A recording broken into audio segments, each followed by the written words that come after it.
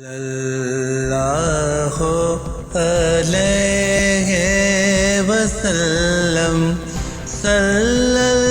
معروف سماجی تنظیم سٹی ویلفیئر آرگنائزیشن کے بانی و صدر اسلم خان دیسوالی کی جانب سے سردار انبیاء رسول اکرم صلی اللہ علیہ وآلہ وسلم کے جشن ولادت اور شہدائے کربلا کے ایصال ثواب کے لیے سالانہ محفل ذکر و نعت و دعوت تعلیم کا اہتمام کیا گیا، جس میں ملک کے نامور ثنا خواہوں، شاہد مقبول، عمان سے آئے مہمان، نعت خوان سید ذیشان علی، ارسلان نقشبندی و دیگر نے حضور کونن کی بارگاہ اقدس میں عقیدت کے پھول نچھاور کیے، جبکہ عالمی مبلغ حضرت مولانا قاری طلعت محمود ایوان نے اپنے منفرد انداز میں سیرت نبی بیان کر کے شرکا کے قلوب و اذہان کو منور فرمایا۔ محفل پر نور میں شہر بھر کی سیاسی، سماجی، کاروباری، سرکاری شخصیات، زونل آرگنائزر ظفر صدیقی، رکن اسمبلی اسمبلی راشد خان، سابق اراکین اسمبلی ندیم صدیقی، دلاور قریشی، ٹاؤن چیئرمین بلال مصطفیٰ، سابق ایڈمنسٹریٹر فاروق خان دیسوالی، جیم خانہ حیدرآباد، آغا تاج، طارق بجاری، انجینئر سعد و معروف حسنف، عشرت علی خان، سونی دھرتی کے مختار احمد خان، آشیا زور فاؤنڈیشن کے اعظم چوہان، بریتھ گرین حیدرآباد کے نور علی روجانی، حیدرآباد ٹریڈرز ایسوسی ایشن کے مختار قریشی، ایچ بی ایل کے فرحان میمن، آصف میمن پونچھ والا، شکیل خانزادہ، امین میمن، خرم شاہ، عبدالعزیز